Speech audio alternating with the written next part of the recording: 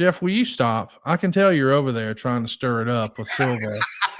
Hey, speaking of stirring it up, let's talk about somebody who stirred it up for a long time, and how fitting that we're butting this up against a Blue Chew commercial. Ladies and gentlemen, one half of the Rock and Roll Express, Ricky Morton, just turned 69 yesterday. 69 years old for one half of the Rock and Roll Express, one of the all-time great in-ring performers. And of course, we know Jeff, he spent a fair amount of time in Memphis. I mean, how cool is this that Ricky's 69 and still working? I don't know if you saw that massive belt, the Juggalo belt, the JCW title. It was as big as his entire torso. Really, really cool to see him still doing his thing at 69. What'd you think? Conrad, Jeff Jarrett's All-Star Super Slam. The card was put together and it was circulated amongst, I'll call it the chamber of the city of Hendersonville, the Chamber of Commerce, and got sent around. How many comments do you think that here's the two comments? Jeff, are you really going to actual wrestle here? Yep. The next comment was, the Ricky Morton is coming. Conrad, I kid you not. And that, yes, it's Nashville, and man, the Mortons, his father, old Baldy Paul Morton, was a legendary referee around here. And so, Ricky's a lifer, Paul's a lifer, and now Kerry's in and got a boatload of charisma. But I think from a babyface perspective, has there been a better tag team wrestler than Ricky? He just really good charisma, connects. He's still doing it, laying out the card. That's why it hits home. And I saw it yesterday, 69 years old, birthday. He's still going. It just says so much. Super successful. And I'll just say this, Ricky, what would you say? Maybe rode hard, put up wet through the years. He back in the day, and we've chuckled about it. Both of us have lived a few lives at times. But yeah, so I'm happy for him, man. Ricky is in his heart is a great dude, and man, he just keeps on keeping on. It's cool. Love us from Ricky Morton here on the program. Something else I want to talk about that I think you and I touched on once upon a time in the archives at myworldpod.com, but there's been new life breathed into this. Kurt Angle on his podcast like 3 years ago shared a story that Brock Lesnar once upon a time was interested in coming to TNA. And then last week, Scott D'Amore over at Uncrowned actually wrote an article about this, where they discussed it. Here's exactly what Kurt said on his podcast. Brock called me, and he's not in the WWE. He said, listen, man, can you get me in TNA? I probably shouldn't even be saying this stuff, but you know what? Brock doesn't care. He said, hey, what are you making? And I told him what I was making. And he said, if you can get me that, I'll come. I approached TNA, and they said, no, we're not going to give him that kind of money. So it was amazing because I think TNA at the time, I think they were at the top of their budget, but they couldn't give any more money out. I was making a lot of money. Sting was making a good bit of money. And then you had a bunch of guys on the roster. TNA, the Carter family funded it for a long time. And then TNA started making their own money, but it just wasn't enough to bring in another guy for 7 figures a year. I just don't think they were capable of that. And then Scott D'Amore chimed in on this and said he remembers these talks in 2007 because he was actually a producer for almost all of Kurt's early matches in TNA. And he came to Scott and said Brock wanted to come over. Obviously, Kurt was very excited about this, and it would have been huge and maybe even a trajectory-altering signing for TNA. That's the way Scott felt about it. Scott says he passed the information on to Dixie Carter, who owned TNA at the time, of course. But as you already know, it didn't happen. But it is a huge what if, not just for TNA, but one for Brock Lesnar. If TNA had put him on a big contract in 2007, would he have still debuted in MMA that year? Would he have felt the need to go fight in the UFC in 2008 and usher in a new legion of fans for the UFC? Maybe we'll never know. So that's what Scott said. That's what Kurt said. You were there. What can you tell us about this? What do you remember, if anything? So 2007, right? Yep. Spike, what would be on about a year. And it's funny how all due respect with Scotty D and Kurt. And I get it. That's their version. And yes, it was absolutely brought to me. I'm almost positive Scott brought it to me first. And then I think Scott took it to Dixie. Kurt came to me and to Dixie and really given the hard sell and everything. And Dixie came to me, hey, all this kind of stuff. And look, we had just started making profit and all this kind of stuff. And I said, okay, Dixie, here's, I mean, it's great. I would absolutely love to have him, but you're here. I want you to make sure you're hearing what you're hearing. He's still going to UFC. It ain't either or. It's not an option. So let me give you some context on that. He did debut in MMA in June of 2007. Now, that was for K1. So at any point when you guys are having this discussion, he's already decided that he's going to try this and he's got a contract with K1. I don't think yet at this point, and again, I don't know when the timeline was officially happening here, but it is 2008 when he debuts for UFC. So 2007, he's still going to be in MMA, but in K1, which is, you know, obviously out of Japan, but they ran that big show at the LA Coliseum and he fought like a 7-foot Japanese guy or Korean guy or something and just manhandled him. His ass. Yes. Yes. Yes. So anyway, I didn't mean to interrupt you, but I don't know for sure that UFC was on the horizon, but MMA was for sure. I don't think it was, but I know he was dead serious about this. And Yes. Kurt giving me, this is what Kurt, he won't tell. And so, look, we had just started making money. And I said, Dixie, you don't have, look, this is very simple to me. Hell, you don't have to ask me once. I'd love to have Brock Lesnar. Do you think your dad is willing to stroke a check of 7 figures? She just looked at me like, you're out of your freak. I said, then what are we even talking about?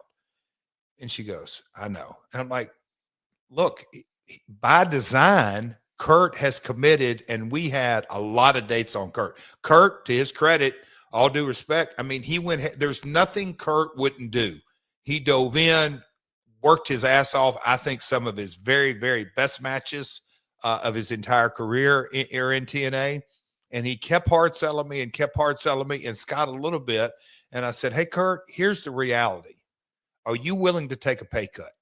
If you want him this bad and you know we have finite, are you willing to take a pay cut to get him in here? I never heard another freaking word about Brock Lesnar from that point forward.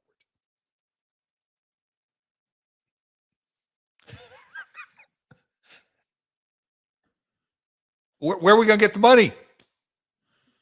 What are you grinning about? I'm just wondering if your phone's going to light up later when this goes viral. It's the truth. Where are we going to, Bob Carter, not only no, we just started making money. Hell no. Was there a time when you think you could, like if things were, I guess what I'm asking is, were the two biggest, well, let me back up. Was Spike yet helping offset some of Sting's? No. Okay. No. That hadn't happened yet. Nope. No.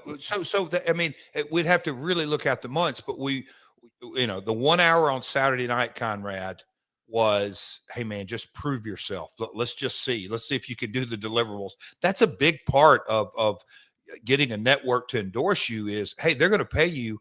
You got to deliver what kind of number you're going to get, all that. So that's Saturday night off Prime. And that's why I just think people don't really understand. Look, it was a different time and a different place. AEW came on the air in prime time. It was a different landscape. You go back and look at Raw in the early days. They came on with a 1 hour show, Monday Night Raw, and they started kicking ass kind of from day one. Same with Nitro, but they had 30 years of NWA. We were a startup product, and they gave us a shot, thank God, but the timing of everything, we've talked about it ad nauseum, but that 1 hour on Saturday delivered, and immediately when they started seeing, I'm not saying show one, but, oh man, these guys can deliver. We went to Thursday nights, still not in prime. Kevin K, and I totally respect it. All right, let's see if they can prove themselves. When we went into prime time, that's when, I'm not saying we took a big exhale, but the conversations between me and Dallas and me and Dixie, it completely changed because I said, hey, we're on the way now. We're going to start creating that revenue, to 1 hour to 2 hours, but it depends on the timeline here. I don't even think we were at 2 hours. So anyway, I don't know where you're going with that, but we as a company from 02, as you know, to 06, it was a straight up investment. I was just really wondering, if Sting wasn't there, I know eventually we're going to get Hogan and Flair, and we'll certainly spend more money, but some of that will be respectfully underwritten by Spike. At this point, though, you guys are shouldering the payload, we'll call it, for both Sting and Kurt Angle. But I just want to add this respectfully. Brock is not at that point the draw he is today. Not even close. And I think you would argue that his allure and draw and all of that, the volume on that really turned up with his success in the UFC. The explosion of the UFC success was in large part on the back of Brock Lesnar. Now that irritates MMA diehards when you say it out loud, but those are facts. Bingo. And when he comes back to WWE after he's got the UFC tenure under his belt, now he's a real draw. But if you take a look at just the actual gate receipts from when Brock was on top in WWE the first time, I'm not going to say it was terrible, but it wasn't what I would call overwhelming. And he becomes a top guy once he's got the UFC crossover appeal. And I'm not, because I wasn't there, but I'd heard Brock snapped, and I get it. Hey, this business, this grind ain't for me. We knew it was a per date deal. Like you said, kind of the drawing all this. We would have loved to have him. Kevin K would have loved to have him, but we were still such a new and fresh product and everything that went with it in that, man. Yeah, hell yeah, he'd be a hell of an addition. But this takes me back to the conversation, Conrad, the family. We were at the Rudder, which is a restaurant on the lake. I had to take the call. I went up in the parking lot because there was, lots of people in the restaurant and all that kind of stuff. Walked way up the parking lot talking to Bob Carter. And I'll never forget the words. Jeff, what do you think? I said, Bob, Kurt, there's nothing he can't do. He can talk. He can work. He can be a good guy. I didn't use healer, but he can be a bad guy. He can walk into business meetings and we can prep him, and he is going to become the face of the company. And so I knew the kind of conversation that had.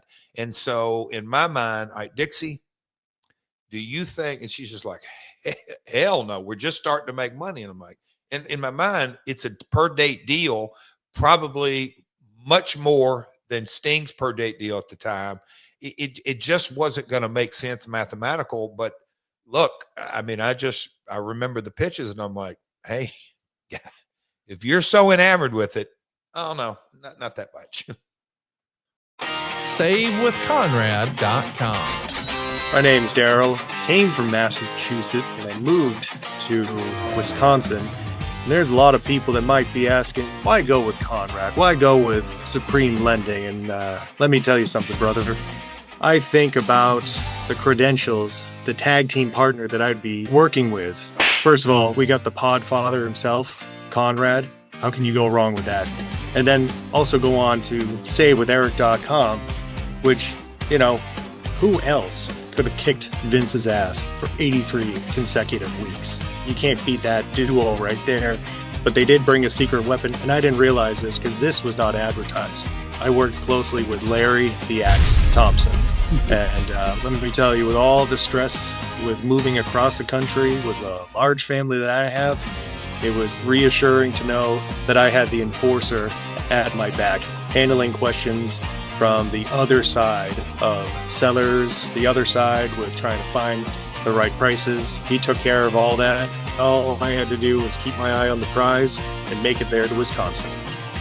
They were absolutely fantastic. They checked in on me, especially Francis, very patient with me.